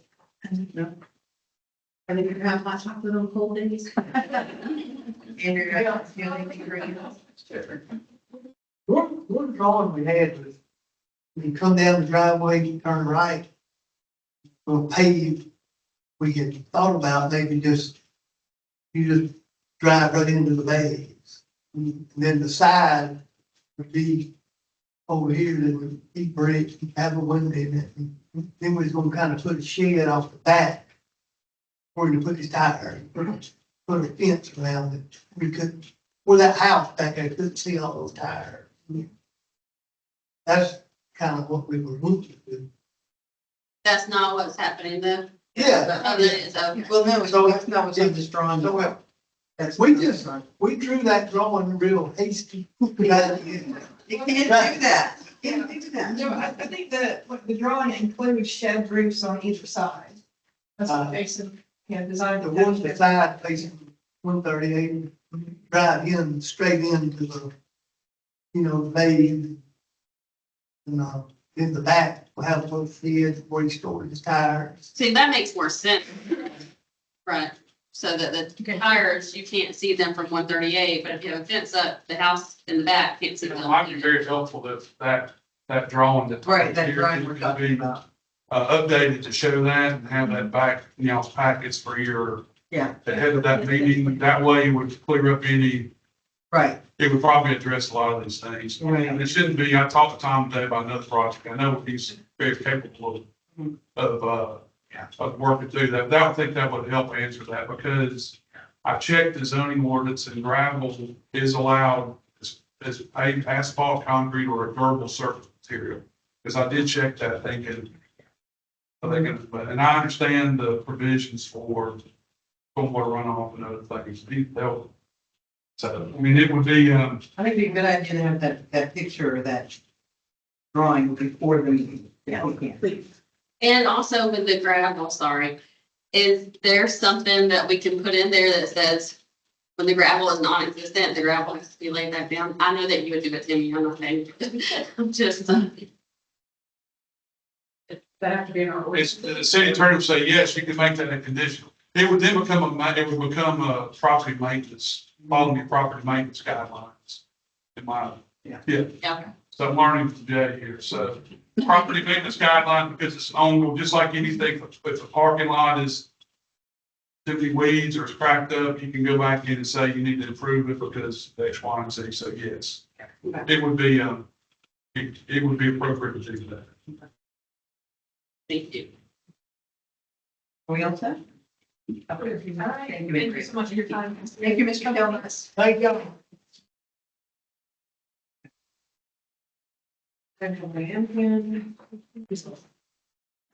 Audit. All right.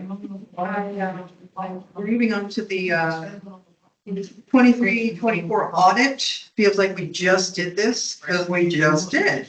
But it is time to get started. Last year, we started in November when I came on board. And the correct time to start right now, we need to give 60 days after the end of the fiscal year for the auditor to come in. I spoke with our certified public accountant, Ken Latimer, and we talked about staying with a auditor that we've used in the past and moving on to someone new. Pricing wise, and the recommendation is that we stuck with Mayor Miclemore and Middlebrooks and Company. Their pricing this year, They just made a minor change. Last year, we were over 15,000 by like 16.5. This year, they gave us a range of 17.5 to 20. So it did not go up all that much. This is a requirement by the city every year for our size city and our fiscal budget. And so I wanted to bring it to all of you so that you were aware of, we will be entering into the process again. We've already spoke with the auditor from last year.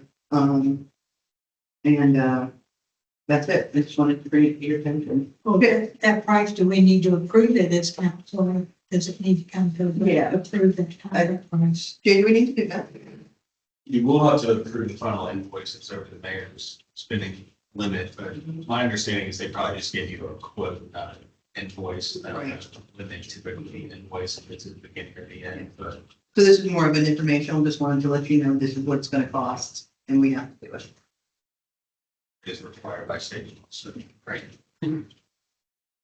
Any questions? Any questions? Over on the side? No. I may have by next time, my computer will be working, where I can look up what I need. Okay.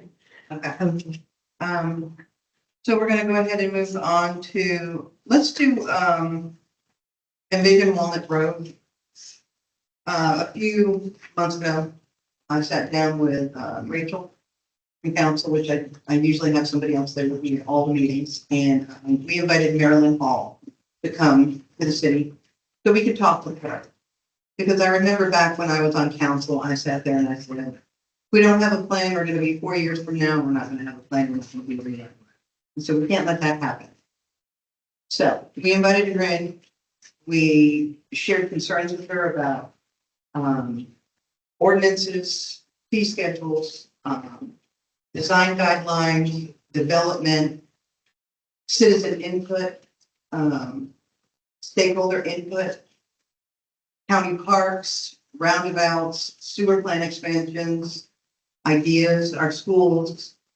And we kind of just sat there and just, this is what we've got. We're trying to get it into a plan.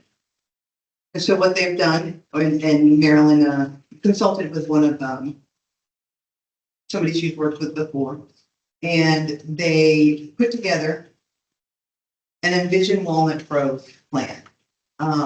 And this is not a master plan or it's not a city plan.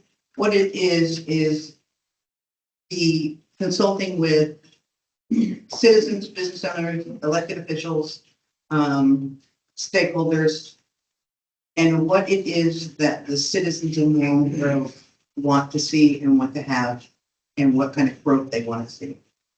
As you can tell from a lot of the conversations tonight, this is desperately needed. By the end of doing this process, it is our hope, and this is a quote from Marilyn, that we would be able to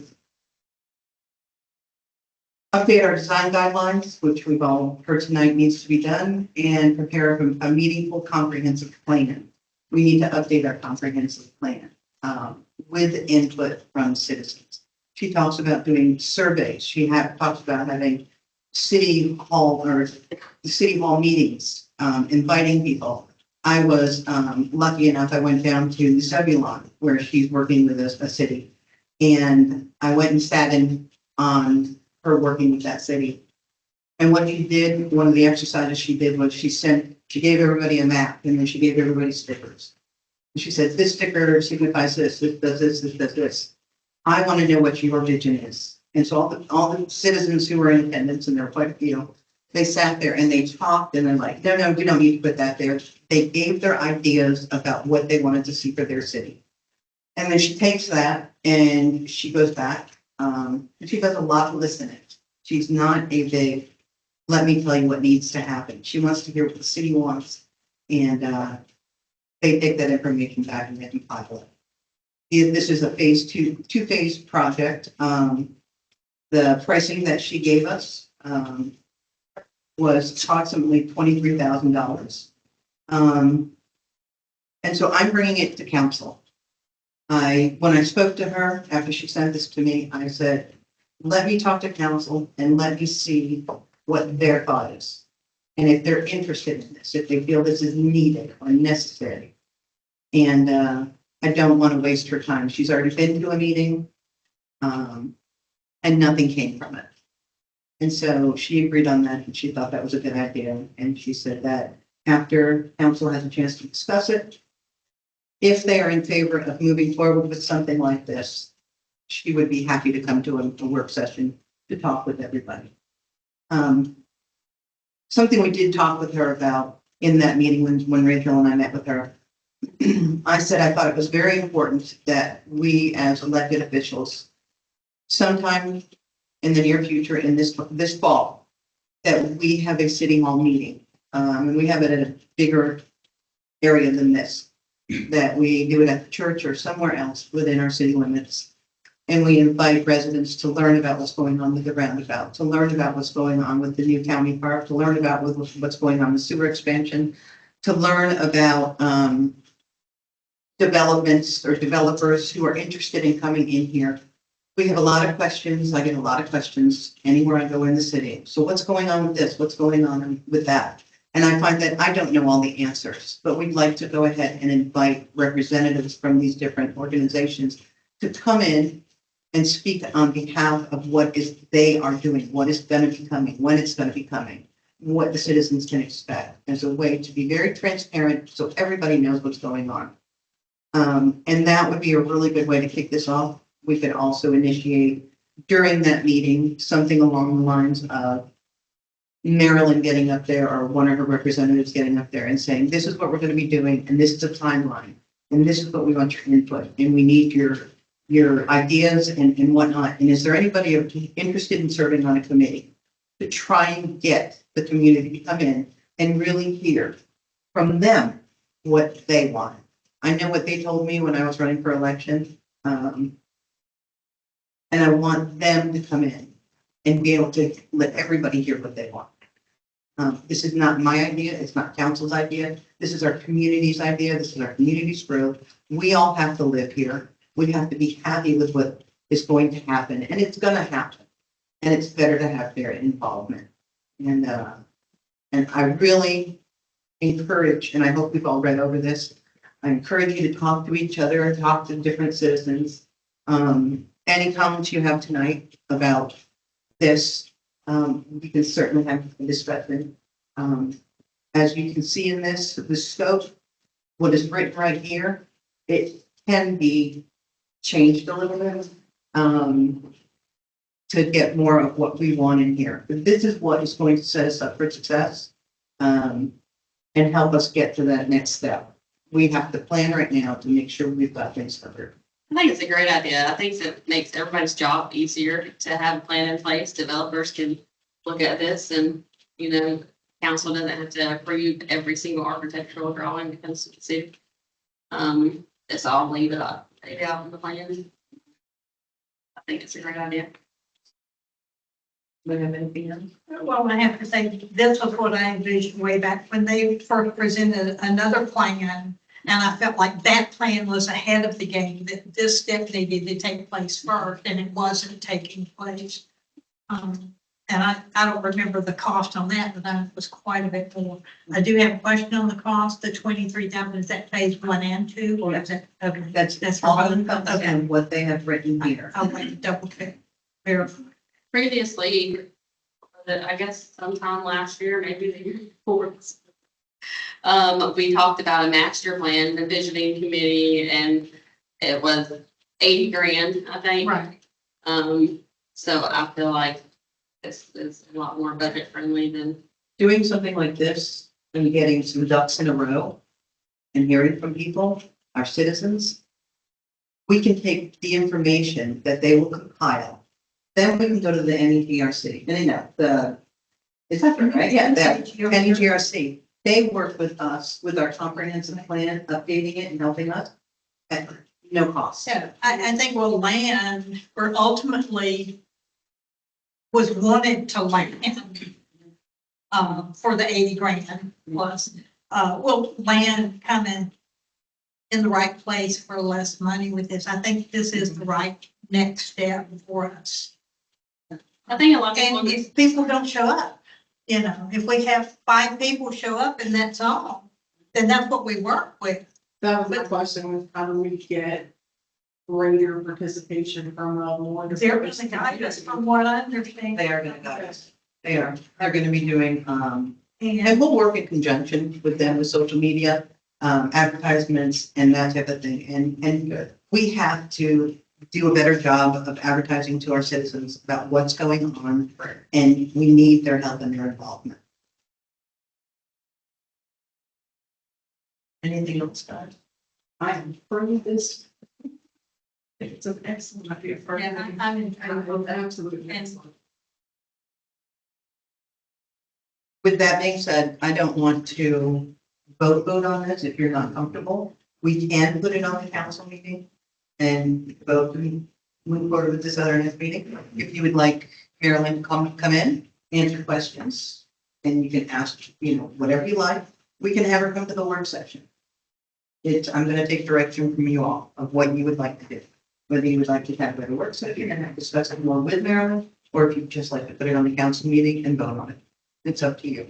I feel like, everyone that on council now was at the meeting that Marilyn Hall was the last one, correct? yes, I wasn't on council when I was But you were there, there. and I actually spoke with them personally, separate from that.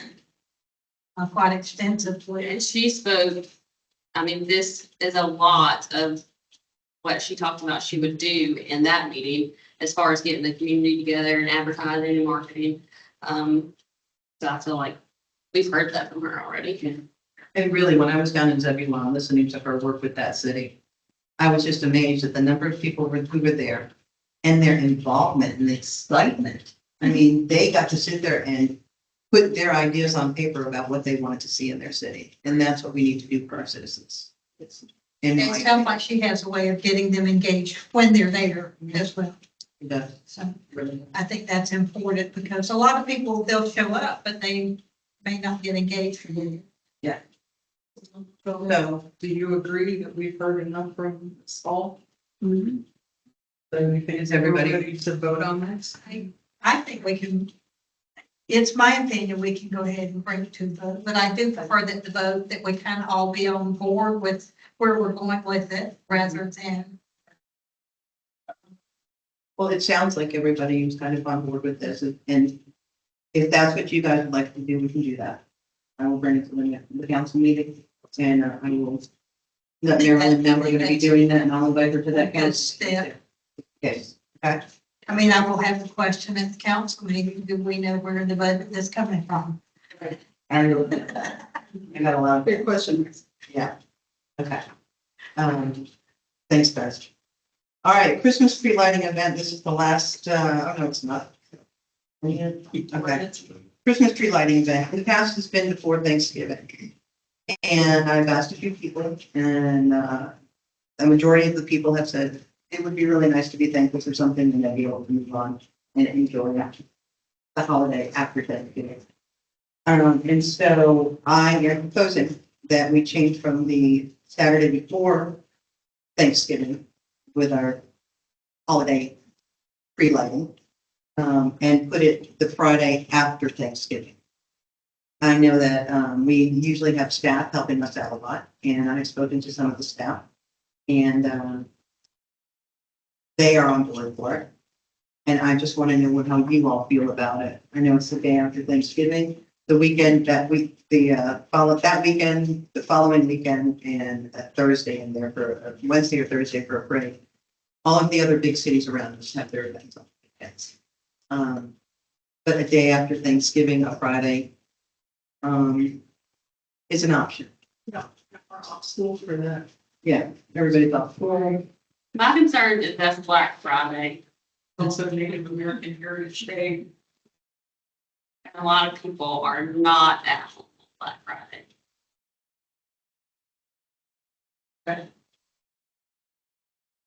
we're just talking about having a tree lighting ceremony. And it won't be a 4-hour event this year. Festival of year. Get together to carols and. There'll be some fun stuff out there. I've got to talk to the women in the enclave who are interested in helping out with event planning, and we'll open that up to everybody who's interested.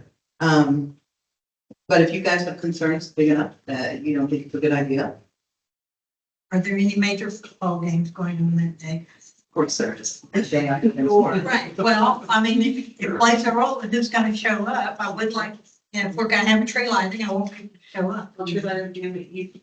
Those games in the happy birthday. Sunset is at 5:26 PM. So. So is there something going on? So Thanksgiving, I'm assuming it's gonna be on the 21st, and so that would be. No, Thanksgiving's on the 28th. Oh, okay, so This it's would the be the 29th. next day. Okay. So there's another big event locally on the 6th. Mhm. Covington, Loganville, and Monroe. And have all the weekends around it. Would you guys would rather go back to before Thanksgiving? We can do that. It's. No? It's okay. I was gonna say, was there any consideration for Saturday versus Friday, and does that make a difference? Saturday's an event. Yeah, Saturday, Okay, the Saturday. one, the parade, and then. Okay. All right. I mean, I'm all for seeing how it works out, but I can see a lot of people being out of town and a lot of people shopping and not a whole lot of visitation, But there might be a lot of people in town visiting other relatives that would come. possibly, Could we give it a try? right? This year? And we can invite all the other cities. You might want to consider Public Works too, because Oh, I have. they're actually off that day. Yes, we've already, yeah, we have. Okay. And the office staff. And we have community groups in our community and student groups who would be interested in doing these types of things. And Jay, I'd like to add one thing by you. If a community or I know before when I was doing the education involvement, I had wanted to set something up where we could do donations to student groups. And I believe what I remember is Tony saying that you can't just do donations with that type of thing. But if you have an organization who is doing work in exchange for something, you are permitted to do that. Yes. So you can just give the money. Cities can't give the money. to Right. Organizations or individuals. But if they are exchanging services, you can pay them on students. So like I serve at the Walter Elementary School PTO, I could get some volunteer moms to come and help out. Right. In exchange for a monetary gain for the PTO. That's the way you can do it, as long as they're working hard. Right. Yeah, okay. All right, is everybody okay with trying it out this year? And if it doesn't work out, we'll just go ahead and tell them we'll hand it thinking. That's our date. Gordon plays Georgia Tech at 7:30. Say again? Gordon plays Georgia Tech at 7:30, if you be on that right. 5:30 is the sunset, so I think that'd be all right. Yeah, that's 6:30. I don't know, I mean, so. We have some pretty neat ideas, though, and we've been talking about and throwing around. So let's give it a try this year. Let's see what happens. Maybe it won't work, and if that's the case, then we've tried and we'll go back to what has worked in this house. Just list it early enough for people to Yeah. plan. You're Because it gonna might have, be a nice break after shopping. Yeah. It's actual for this year, so 138 is gonna be. Awesome. Are you against this? Vote on whether Amber needs to come to any meeting. Amber, I used to plan events all the time and I would look at the farmer's almanac and see the way it's gonna be. I did. Okay, all right. So we will go ahead and try it this year. Okay? We'll give it a shot. We'll see how it works, okay? Okay. All right, and the last thing is the PNC Commission, the Planning and Zoning Commission. This past week, we were not able to hold the Planning and Zoning meeting. And we noticed there were a few discrepancies in the ordinance that we need to look at. I don't mind, there's a lot of red. Yeah, I'll be brief, don't worry about it. This is a very rough draft. Me and the mayor, Tony talked about it yesterday when the first one together and light up last night. So I went through it today, and a lot of this is just, currently the planning commission has a very short ordinance authorizing them, and most of their rules are in their bylaws. Most of this is getting rid of their bylaws and pulling the big stuff into the ordinance, just so it's by ordinance and not by the commission bylaws. So I will briefly go through the red. It's a lot more red than it actually looks like. In section 1000, they had a little creation purpose that I liked a little bit better. I just pulled that exact language and added the one in the current ordinance. Membership, and so there was some clarifying language. I think there was some confusion how the planning commission bylaws were written. If there was a vacancy, it kind of said it could be filled by mayor and council, which could be interpreted as you all could sit on planning commission, which would be highly against state law. So we cleaned up that language that you all appoint someone to fill that vacancy. There was a discrepancy in the ordinance that they served for 5 years, and their bylaws they served for 4 years. We just made it 4 years for consistency sake. Again, and that vacancies just pulled that from their bylaws and what you all can remove them for. But there is one change in section 1001BA, and the old one said failure to attend 3 consecutive meetings is cause for removal. The mayor asked and for you all to discuss that failure to attend 2 regular meetings in a calendar year would be cause for removal. And my understanding is they meet once a month, so it's 12 meetings a year. That is obviously up for discussion for you all, but that is one major change from the existing ordinances and bylaws. The rest of that is the same. C is new. The mayor wanted to propose an incentive for commission members to attend those meetings along with the removal of note 2. And her proposal, also for discussion, was that they get compensated $30 to attend per meeting. And the way I read that is that we keep count, the city keeps count of the meetings attended.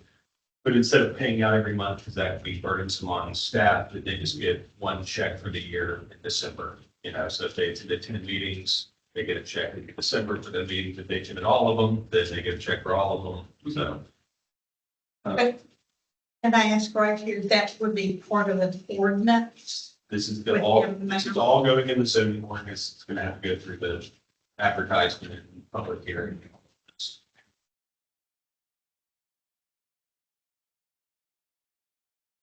Any questions so far? Yeah, I mean, I don't like the idea of putting the amount of pay in an ordinance if we don't have to. I would rather. You could take that out and say it could be compensated by a resolution adopted by mayor and council.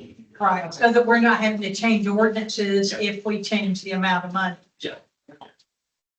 So, you know, in your first meeting in January, you can say, okay, we're going to compensate $20 per meeting, $30 per meeting. If time goes on, it's obviously probably going to increase to incentivize people $50 per meeting.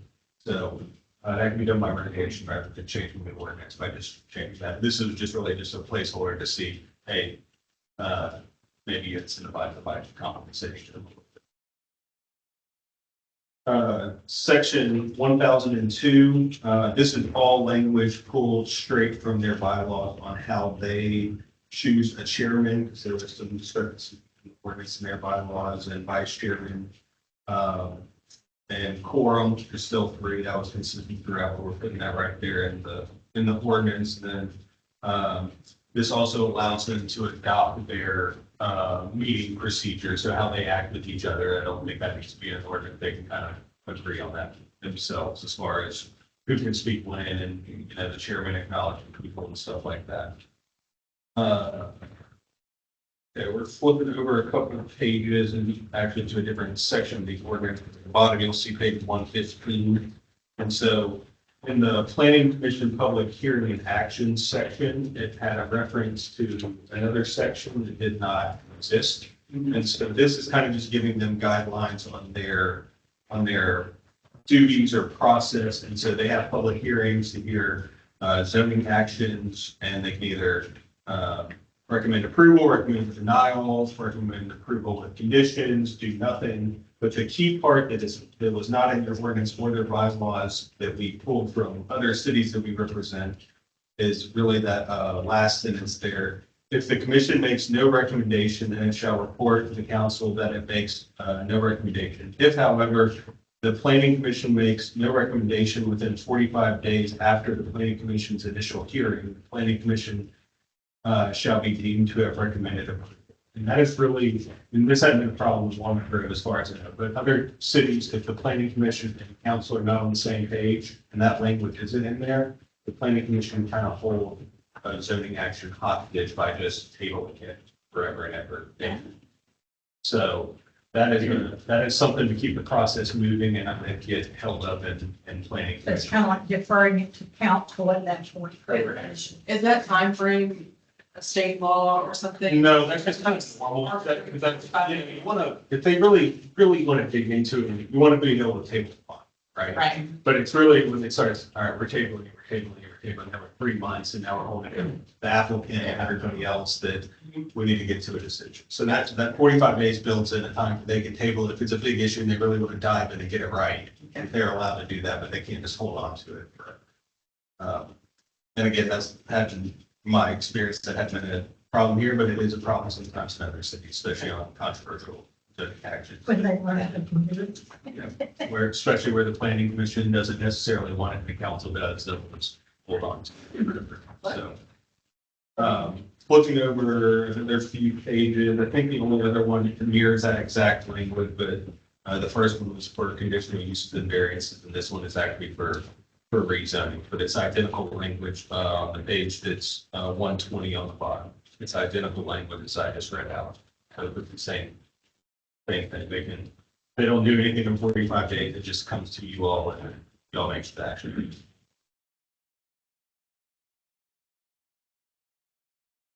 Any questions on that? Any concerns? Anything you want to see added? It's that $30 area, that's it. Yeah, so we'll expunge that and say it be set by resolution by council. Yeah. Not changed by council.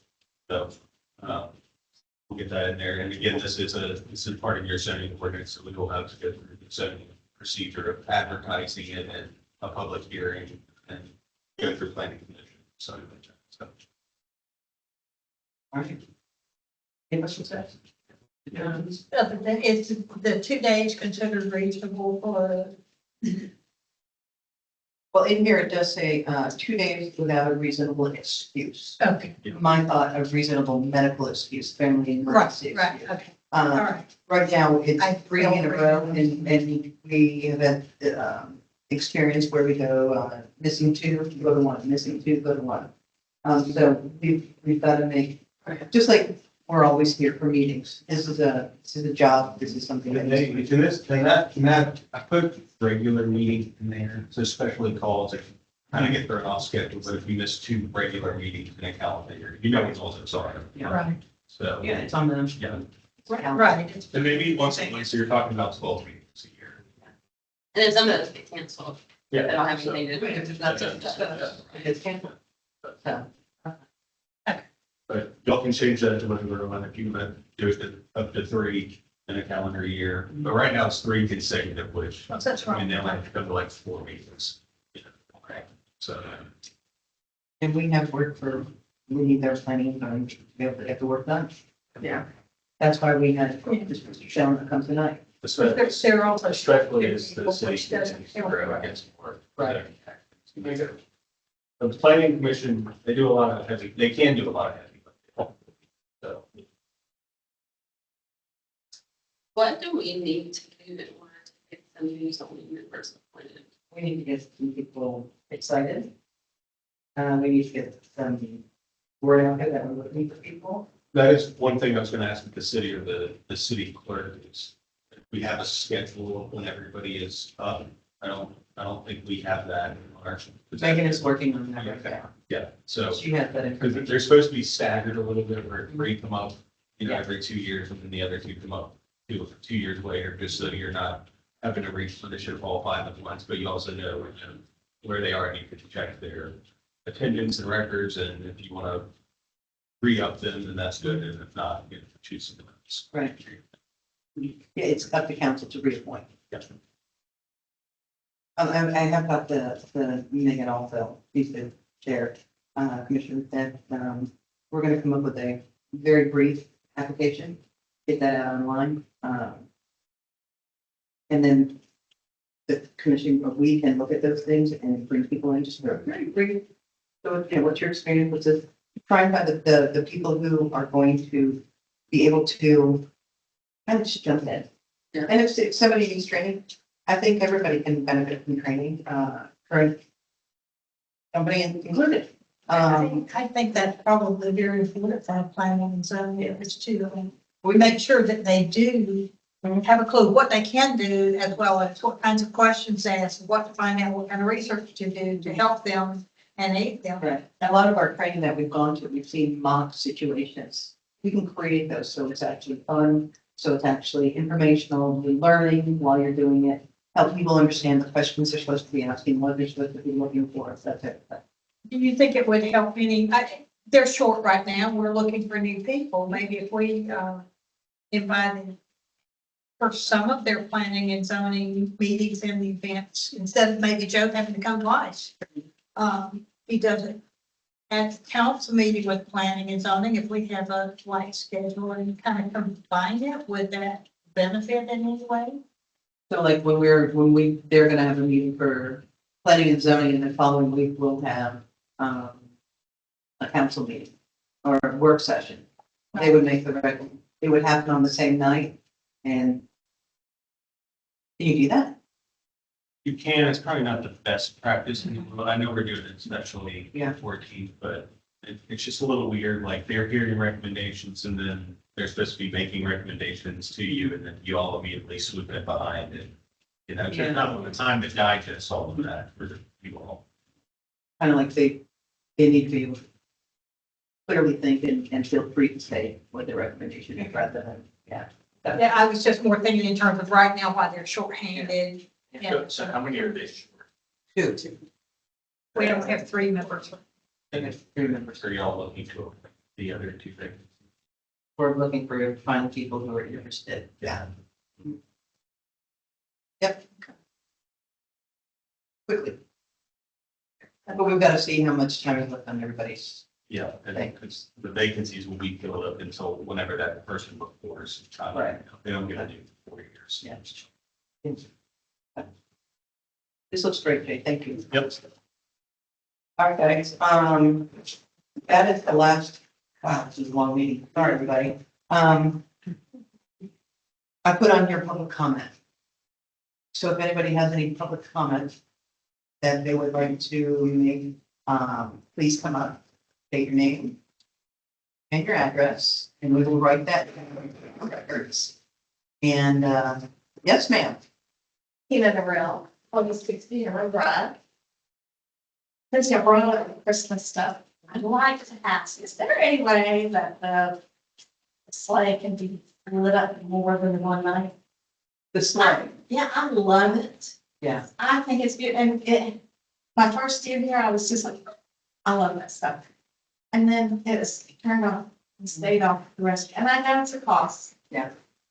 But LED lights don't cost a lot once you have them. I can check with our public works department. Our decorations are dated.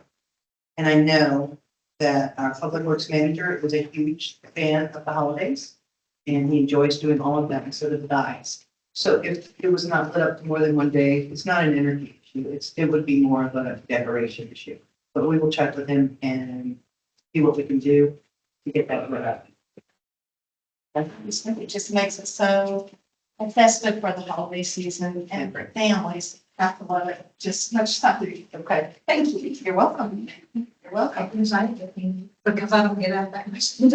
Yeah. Didn't realize they would. Yep. On the Item that wasn't on the agenda for, so public comment is just, I think most of y'all know Kelvin Farms is trying to relocate. They contacted me about leasing, one of the parcels there. I think they may have talked to the city about getting a business license, but I just want to encourage us to bring Bellum Farm, one, probably the best flower shop in Walton County, 2 Walton grocery stores.